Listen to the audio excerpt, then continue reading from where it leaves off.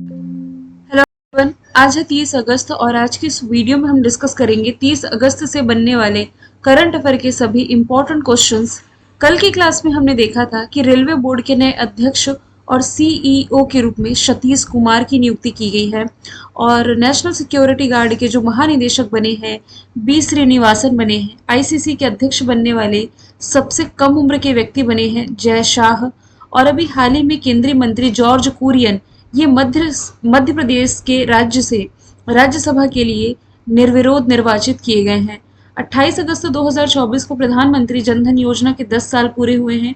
ओडिशा में महाराष्ट्र और मध्य प्रदेश से 5 रॉयल बंगाल टाइगर लाए जाएंगे।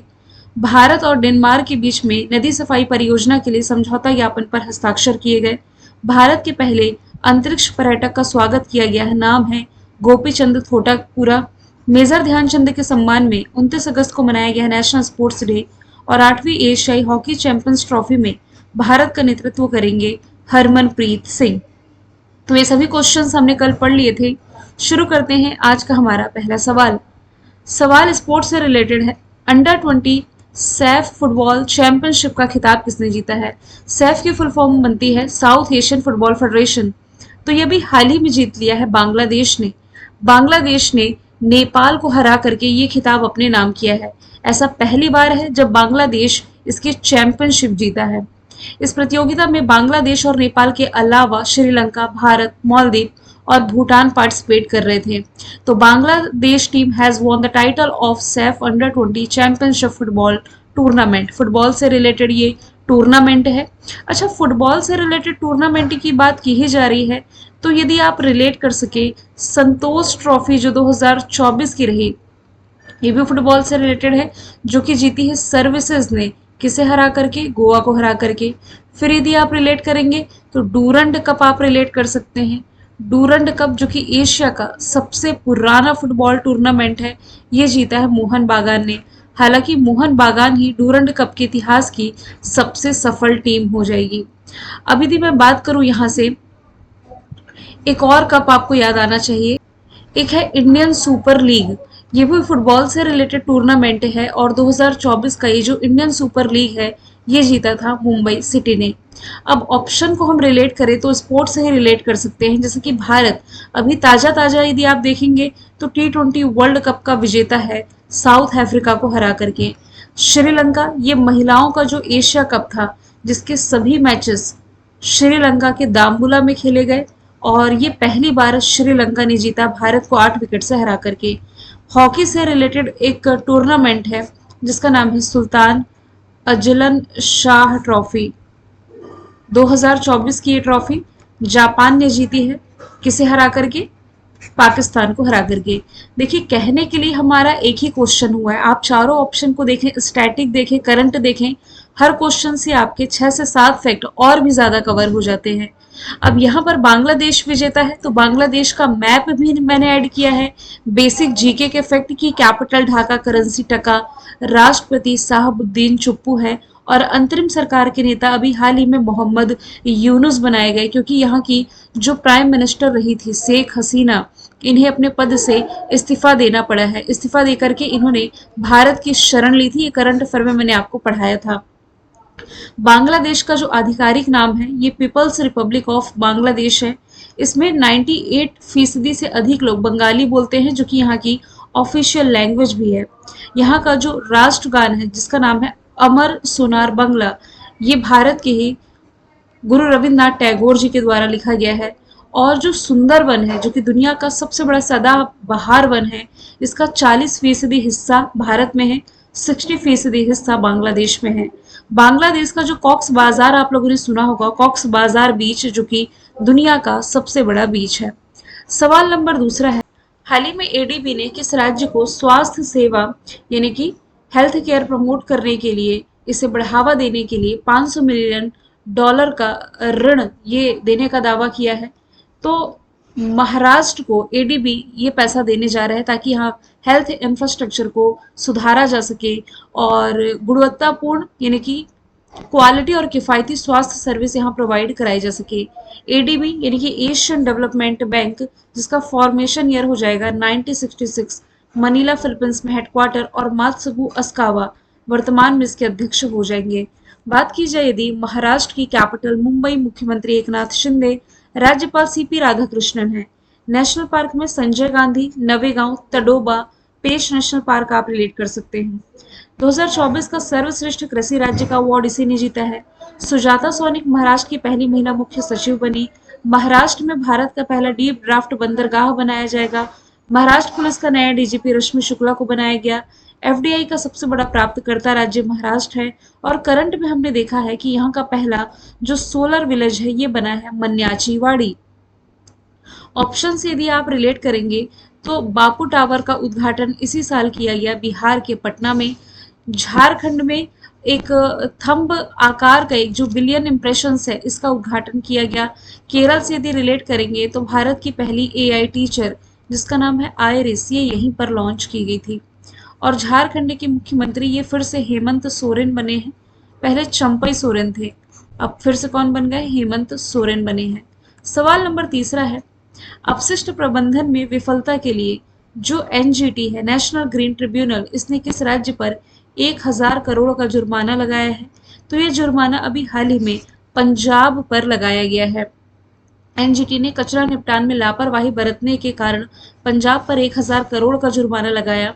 बीते 2 सालों में यानी कि 2022 से 24 तक बिगड़ते हालात के चलते अब एनजीटी ने पिछले 6 महीनों में पंजाब सरकार पर 1000 करोड़ का पर्यावरण जुर्माना लगाया है। जुर्माना लगाया क्यों गया है, तो एनजीटी का निर्णय 2 मुख्य कानूनी ढांचों के आधार पर आधारित है। एक तो ठोस अपशिष्ट प्रबंधन अधिनियम 2016 का और दूसरा है पर्यावरण संरक्षण अधिनियम 1986 का। इन कानूनों में अपशिष्ट के सख्त प्रबंधन की आवश्यकता है, इसके मैनेजमेंट की जरूरत है, जिसे पूरा करने में पंजाब विफल रहा और जिसके कारण इस पर यह जुर्माना लगाया गया है एनजीटी के द्वारा।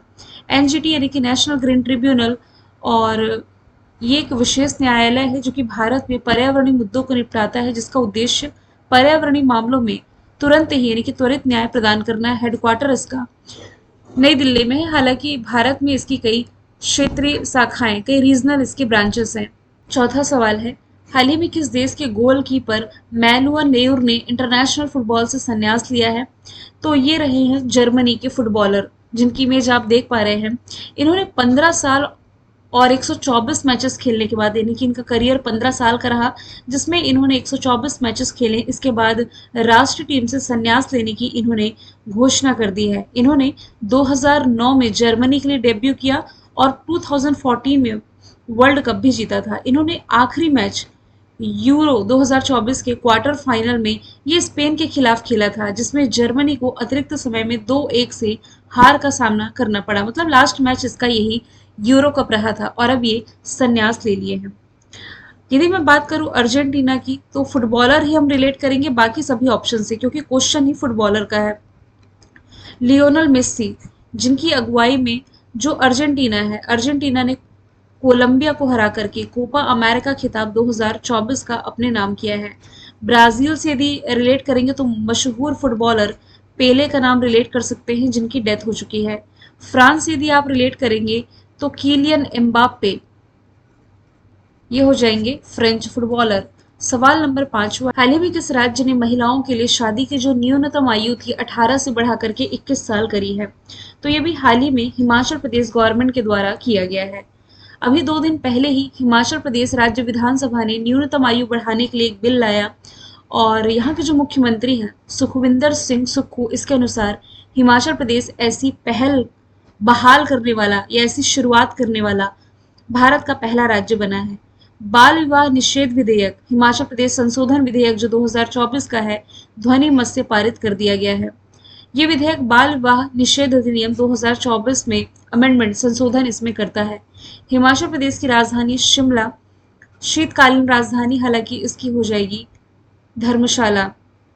मुख्यमंत्री यहाँ के सुखविंदर सिंह, राज्यपाल शिव प्रताप शुक्ल है। यहाँ भी हाल ही में मुख्यमंत्री सुख शिक्षा योजना को मंजूरी मिली। महिलाओं के लिए विशेष हेल्थ कार्ड योजना की इसने शुरुआत करी है और जनवरी के महीने में हिमाचल प्रदेश की हाटुई समुदाय को अनुसूचित जनजाति का दर्जा मिला था। ऑप्शन से यदि आप रिलेट करेंगे ना, तो उत्तराखंड से आप क्या रिलेट कर सकते हैं, ऋतु बाहरी जो है ये उत्तराखंड हाई कोर्ट की पहली महिला मुख्य न्यायाधीश है जो कि बनाई गई थी। उत्तर प्रदेश में वृक्षारोपण को प्रमोट करने के लिए मित्र योजना की शुरुआत की गई। और मध्य प्रदेश से यदि आप रिलेट करेंगे तो सांची यहाँ की फर्स्ट सोलर सिटी हो जाएगी। पहला सौर सिटी, ये भारत का पहला सोलर सिटी है सांची। सवाल नंबर 6वां है, 61 नेशनल शतरंज चैंपियनशिप का विजेता कौन बना है? तो ऑप्शन नंबर बी इसका राइट आंसर होगा। अभी हाल ही में जो कार्तिक वेंकट रमन है, इन्होंने 61 नेशनल शतरंज यानी कि चेस चैंपियनशिप जीत ली है। श्याम निखिल की यदि मैं बात करूं तो इनका पूरा नाम है पी श्याम निखिल। देश के ये 85वें क्रम के ग्रैंड मास्टर बनाए गए। हालांकि ग्रैंड मास्टर तो आर प्रज्ञानंद भी है। अर्जुन सेरीगेसी भी शतरंज से रिलेटेड है, जो कि शतरंज की शीर्ष रैंकिंग में अभी रिसेंटली पहुंचे थे। हालांकि देखिए ये रैंकिंग चेंज होते रहती है, बस मुझे इतना बताना था। अर्जुन सेरीगेसी भी आपके अर्जुन एरिगेसी होगा, ये आपके हो जाएंगे शतरंज से रिलेटेड।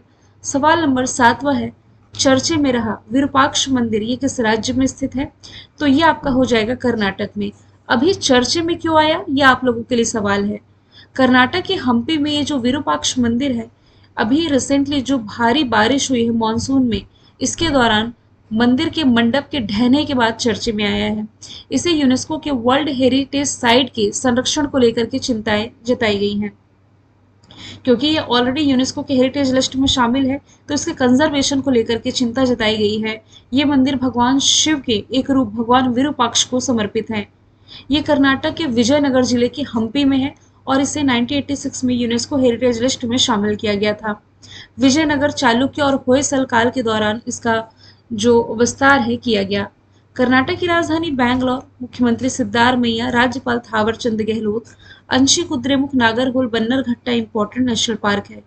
करंट से यदि आप रिलेट करें तो कर्नाटक सरकार ने रामनगर जिले का नाम बैंगलोर दक्षिण किया है। दुनिया का सबसे लंबा रेलवे प्लेटफॉर्म यही बन करके तैयार हुआ। प्राइवेट नौकरियों में 50 से 75% कन्नड़ लोगों को शामिल करने का आदेश दिया गया। भारत की सबसे बड़ी तेंदुआ सफारी जनता के लिए खोली गई है। सत्तूर यात्रा फेस्टिवल कर्नाटक मैसूर में शुरू हुआ। बेंगलोर में यूएवी का सफल परीक्षण किया गया। भारत ने स्वदेशी high speed flying wing UAV यानी कि अनमैन्ड एरियल व्हीकल का सफल परीक्षण किया। नंबा कंबाला फेस्टिवल जो कि भैंस दौड़ प्रतियोगिता यही शुरू हुई। ग्लोबल ट्रैफिक इंडेक्स में 6वें स्थान पर है।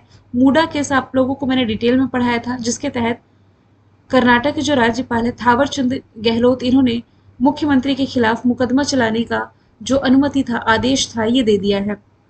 मंदिरों का डिस्कशन आया है तो आप रामप्पा टेम्पल रिलेट कर सकते हैं। कहाँ पर है? तेलंगाना में है। और यदि आप रिलेट कर ही रहे हैं तो यूनेस्को के हेरिटेज लिस्ट में शामिल ये 39वां स्थल है, आपको मालूम होना चाहिए।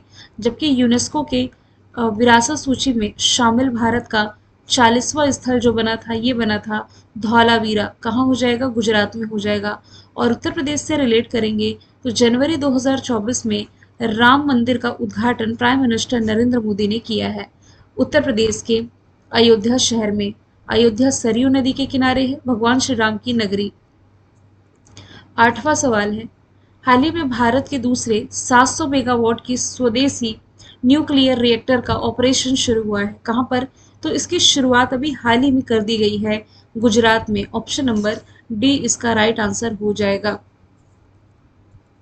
गुजरात के काकरापार परमाणु ऊर्जा स्टेशन में भारत का दूसरा स्वनिर्मित 700 मेगावाट का परमाणु ऊर्जा रिएक्टर इसने काम करना शुरू कर दिया है। संयंत्र संचालक भारतीय परमाणु ऊर्जा निगम लिमिटेड के अनुसार ये जो काकरापार परमाणु ऊर्जा संयंत्र है, इसकी चौथी इकाई, इसकी जो चौथी यूनिट है, ये 700 मेगावाट की पूरी क्षमता तक पहुंचने से पहले 90% क्षमता पर कार्य कर रही है, यानी कि 90% ही अचीव कर पा रही है।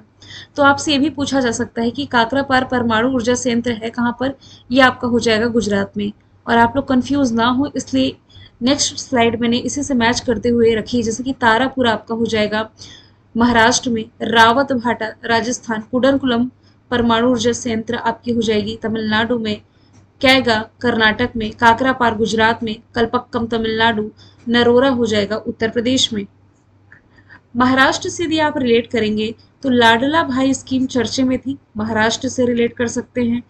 जनवरी 2024 में खेलो इंडिया यूथ गेम्स का छठा एडिशन तमिलनाडु ने होस्ट किया, टॉप पर इसमें महाराष्ट्र था। इसके अलावा सबसे अधिक ई व्हीकल चार्जिंग स्टेशन वाला जो राज्य बना है ये कर्नाटक ही बना है, और इसके अलावा मंदिरों पर टैक्स लगाने वाला देश का पहला राज्य भी यही हो जाएगा। अगला सवाल है, भारत ने किस देश को 73,000 सिग असॉल्ट राइफल का दूसरा ऑर्डर दिया है? ये भी हाल ही में भारत ने दे दिया है शक्तिशाली देश अमेरिका को, और ये भी 2 दिन पहले की ही डील है, 28 अगस्त की। और इस डील को भारत ने 837 करोड़ रुपए में साइन किया है। राइफल्स की दूसरी खरीद को दिसंबर 2023 में मंजूरी मिल गई थी। राजनाथ सिंह की अगुवाई में जो डीएसी है, डिफेंस इक्वेशन काउंसिल, इसने मंजूरी दी थी। इसकी डिलीवरी के बाद भारतीय सेना के पास 1.45 लाख से अधिक सिग 716 असॉल्ट राइफल हो जाएंगे। 2018-19 में राइफल्स की बढ़ती जरूरत के लिए भारत ने रशिया के साथ AK-203 असॉल्ट राइफल के लिए समझौता किया था। मैंने आपको बताया भी था, लेकिन ये इतना स्लोली डिलीवर कर रहा है ना रशिया, इससे आप कह सकते हैं इनके मिलने में देरी के चलते भारत ने फरवरी 2019 में अमेरिकी फर्म सिक्सॉ के साथ डील करी थी। अमेरिका की capital Washington, currency dollar, president Joe Biden है। सबसे अधिक अरबपति दुनिया में ये अमेरिका में ही है, 813, भारत चौथे स्थान पर है। वर्ल्ड इकोनॉमिक फोरम ने यात्रा पर्यटन सूचकांक रिलीज किया, टॉप पर अमेरिका, 119 देशों में भारत 39वें स्थान पर है। विनय मोहन क्वात्रा भारत के राजदूत हैं जो कि अमेरिका में बनाए गए हैं। नाटो का जो सम्मेलन है अमेरिका के वॉशिंगटन में किया गया, और तर्कस अभ्यास जो कि भारत और अमेरिका के बीच होता है पश्चिम बंगाल की राजधानी कोलकाता में, इसका इस साल दूसरा एडिशन हुआ है। रशिया के साथ जो भारत की डील है ये S-400 मिसाइल को लेकर के है, जिसका नाम बदल करके सुदर्शन किया गया है। और नदी की स्वच्छता के लिए, नदी की सफाई के लिए भारत ने अभी हाल ही में डेनमार्क के साथ समझौता किया। राफेल विमान को लेकर के भारत और फ्रांस की दसॉल्ट एविएशन कंपनी के साथ समझौता है। अगला सवाल है, भारत की दूसरी न्यूक्लियर सबमरीन का नाम क्या है? दूसरी पूछा जा रहा है तो ये हो जाएगा अरिघात। यदि पहली पूछा जाता तो ये थी अरिहंत। अभी हाल ही में देश की दूसरी न्यूक्लियर सबमरीन अरिघात बनकर के तैयार है, जल्द ही इंडियन नेवी में शामिल होगी। और अरिघात जो है ये INS अरिहंत का ही अपग्रेडेड वर्जन है। इसका वजन 6000 टन और मिसाइल की अटैकिंग रेंज जो है ये 750 किलोमीटर तक है। इसे विशाखापट्टनम में भारतीय नौसेना के शिप बिल्डिंग सेंटर में बनाया गया था। भारतीय नौसेना अब तक 3 न्यूक्लियर सबमरीन तैयार कर चुकी है। इसमें से एक अरिहंत के बारे में मैंने बताया, वो पहले से ही कमीशन है। दूसरी अरिघात ये शामिल होने वाली है, और तीसरी जो कि होगी S-3, इस पर टेस्टिंग जारी है। इस सबमरीन के जरिए दुश्मन देशों पर परमाणु मिसाइलें दागी जा सकती है। INS संध्यायक की यदि मैं बात करूं तो ये भारत का पहला सर्वे पोत हो जाएगा, और देश का पहला इंडिजीनियस एयरक्राफ्ट कैरियर पोत ये हो जाएगा विक्रांत। चलिए, आज मैंने ना तो स्टैटिक लिखे हैं ना कोई अदर फैक्ट लिखे हैं। हाल फिलहाल के करंट अफेयर का फटाफट रिवीजन हम कर लेते हैं। विश्व जल सप्ताह 25 से 29 अगस्त तक मनाया गया। यूनिफाइड पेंशन स्कीम को लागू करने वाला पहला राज्य महाराष्ट्र है। एशियाई सर्किट चैंपियनशिप 2024 में सर्फिंग हो गई, यहाँ पर टाइपिंग मिस्टेक है। इसमें टीम स्पर्धा में भारत ने जीता है सिल्वर मेडल। एमपॉक्स के खिलाफ अलर्ट जारी कर दिया गया है केरल के द्वारा। भारत के जो पहले नागरिक जो अंतरिक्ष में एज अ टूरिस्ट गए थे ये थे गोपी चंद थोटापुरा। दक्षिण भारत की पहली आदिवासी लाइब्रेरी कानू जो कि खुलने जा रही है कर्नाटक में। भारत का पहला रीयूजेबल हाइब्रिड रॉकेट लॉन्च किया गया है, रूमी 1 नाम है, तमिलनाडु से लॉन्च किया गया है। सकल पर्यावरण उत्पाद सूचकांक शुरू करने वाला पहला राज्य उत्तराखंड है। ITBP का अतिरिक्त महानिदेशक बनाया गया संजीव रैना को। ऑनलाइन समन और वारंट जारी करने के नियम अधिसूचित करने वाला पहला राज्य मध्य प्रदेश है। ई पत्रिका जिसका नाम है सपनों की उड़ान, इसका पहला एडिशन जिसको लॉन्च किया गया है धर्मेंद्र प्रधान के द्वारा। कल मैंने आप लोगों से पूछा था स्टेच्यू ऑफ यूनियन का उद्घाटन कहाँ किया गया? यह हनुमान जी की 90 फीट ऊंची कांस्य की प्रतिमा है। आंसर था अमेरिका। आज का सवाल है, हाल ही में देश का नया रक्षा सचिव किसे बनाया गया है? तो इसका आंसर जो भी है कमेंट बॉक्स में आप बताइएगा। फिर हम मिलेंगे नेक्स्ट वीडियो में। Thank you so much.